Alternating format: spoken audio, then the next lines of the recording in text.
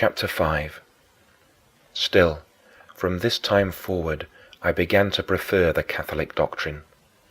I felt that it was with moderation and honesty that it commanded things to be believed that were not demonstrated, whether they could be demonstrated, but not to everyone, or whether they could not be demonstrated at all.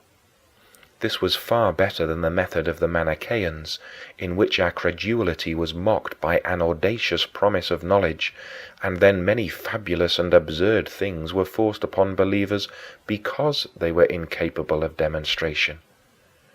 After that, O Lord, little by little, with a gentle and most merciful hand, drawing and calming my heart, thou didst persuade me that, if I took into account the multitude of things I had never seen, nor been present when they were enacted, such as many of the events of secular history, and the numerous reports of places and cities which I had not seen, or such as my relations with many friends or physicians, or with these men and those, that unless we should believe, we should do nothing at all in this life.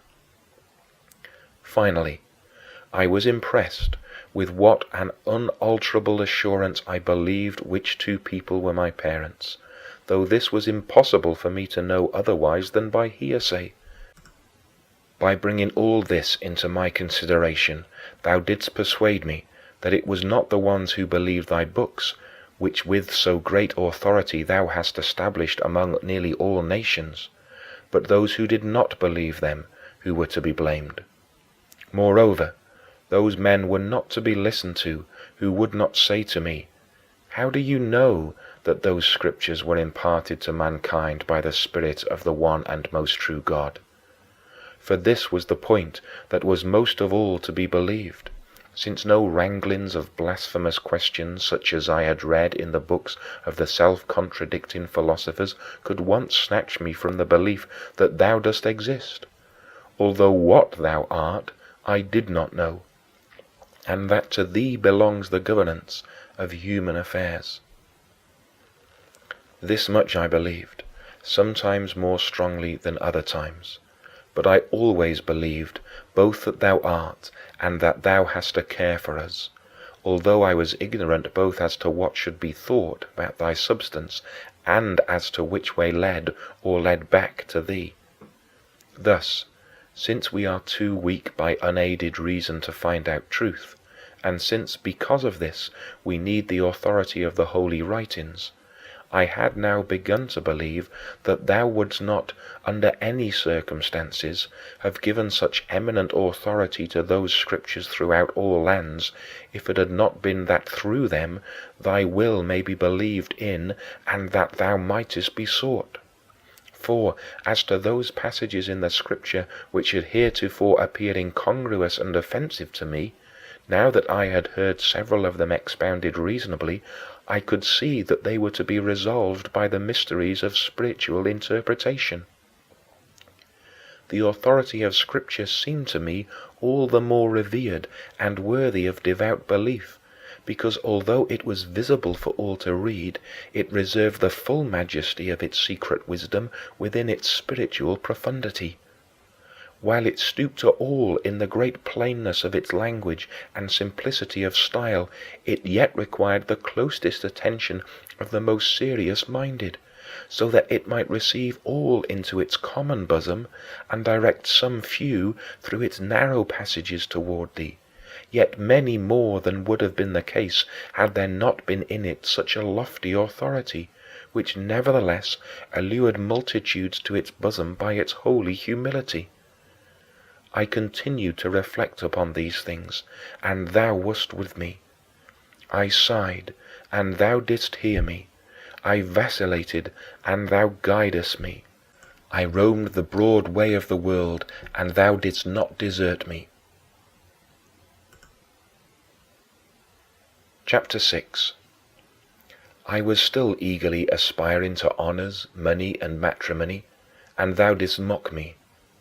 In pursuit of these ambitions, I endured the most bitter hardships, in which thou wast being the more gracious, the less thou wouldst allow anything that was not thee to grow sweet to me.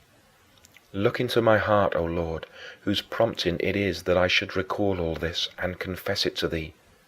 Now, let my soul cleave to thee, now that thou hast freed her from that fast-sticking glue of death. How wretched she was, and thou didst irritate her sore wound so that she might forsake all else and turn to thee, who art above all, and without whom all things would be nothing at all, so that she would be converted and healed. How wretched I was at that time, and how thou didst deal with me so as to make me aware of my wretchedness, I recall from the incident of the day on which I was preparing to recite a panegyric on the emperor. In it I was to deliver many a lie, and the lying was to be applauded by those who knew I was lying.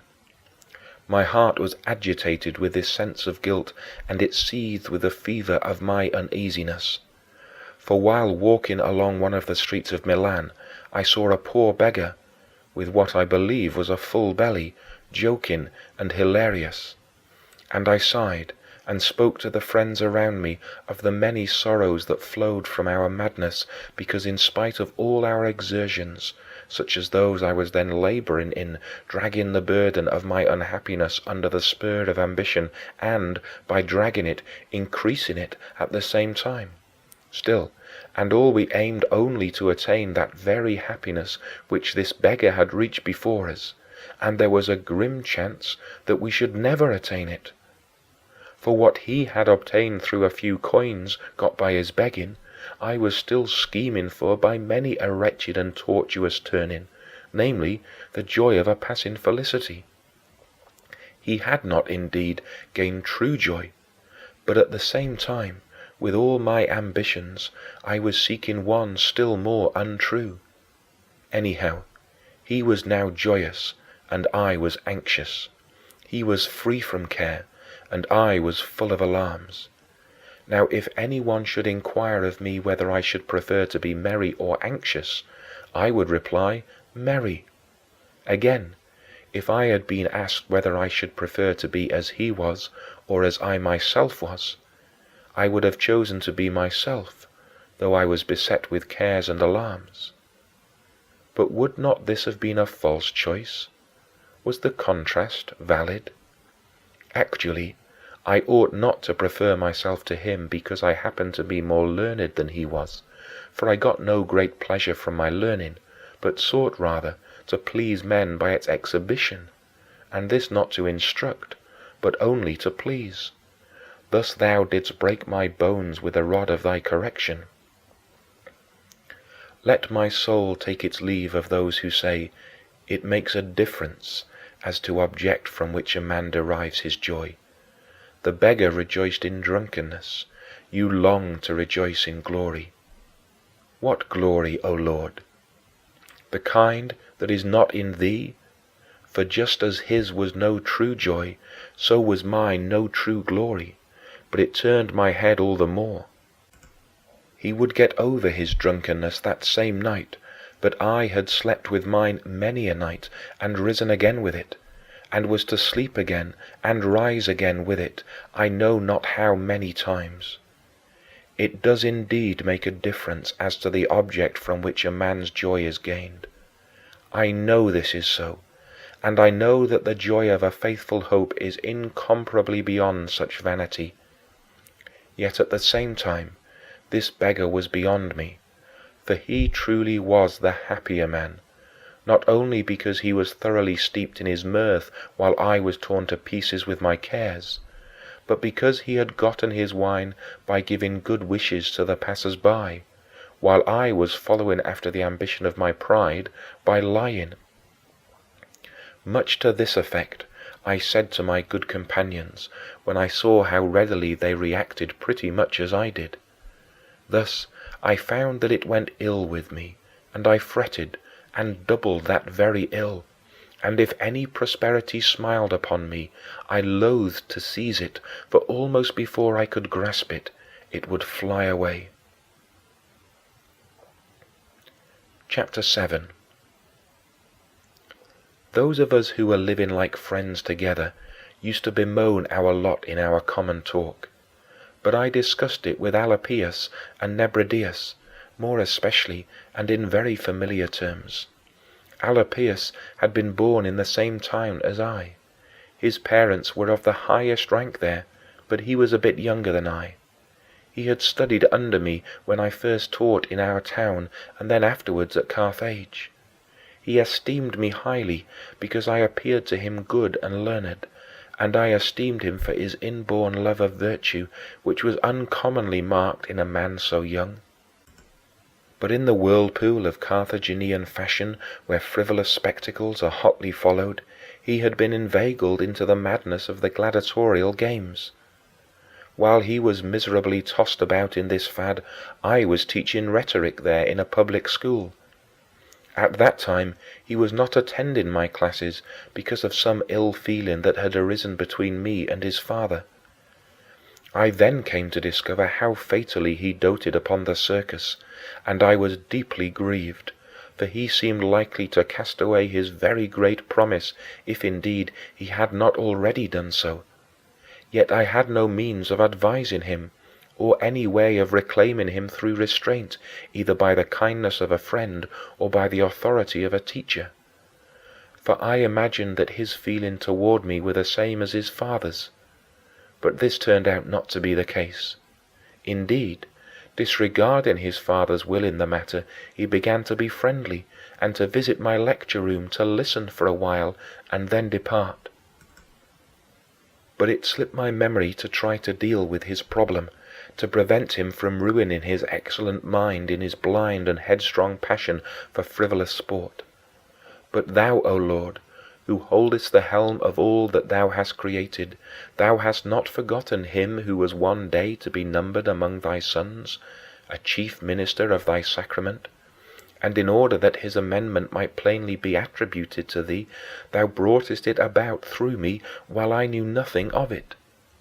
One day, when I was sitting in my accustomed place with my scholars before me, he came in, greeted me, sat himself down, and fixed his attention on the subject I was discussing. It so happened that I had a passage in hand, and, while I was interpreting it, a simile occurred to me, taken from the gladiatorial games. It struck me as relevant to make more pleasant and plain the point I wanted to convey, by adding a biting jibe at those whom that madness had enthralled. Thou knowest, O our God, that I had no thought at that time of curing Alypius of that plague. But he took it to himself, and thought that I would not have said it but for his sake. And what any other man would have taken as an occasion of offense against me, this worthy young man took as a reason for being offended at himself, and for loving me the more fervently. Thou hadst said it long ago, and written in thy book, "Rebuke a wise man, and he will love you." Now I had not rebuked him, but thou who canst make use of everything, both witting and unwitting, and in the order which thou thyself knowest to be best, and that order is right, thou madest my heart and tongue into burning coals, with which thou mightest cauterize and cure the hopeful mind thus languishing. Let him be silent in thy praise who does not meditate on thy mercy, which rises up in my inmost parts to confess to thee. For after that speech Alypius rushed up out of that deep pit into which he had wilfully plunged, and in which he had been blinded by its miserable pleasures. And he roused his mind with a resolve to moderation. When he had done this, all the filth of the gladiatorial pleasures dropped away from him, and he went to them no more. Then he also prevailed upon his reluctant father to let him be my pupil, and, at the son's urging, the father at last consented. Thus Alypius began again to hear my lectures, and became involved with me in the same superstition, loving in the Manichaeans that outward display of ascetic discipline which he believed was true and unfeigned. It was, however, a senseless and seducing continence which ensnared precious souls who were not able as yet to reach the height of true virtue, and who were easily beguiled with the veneer of what was only a shadowy and feigned virtue.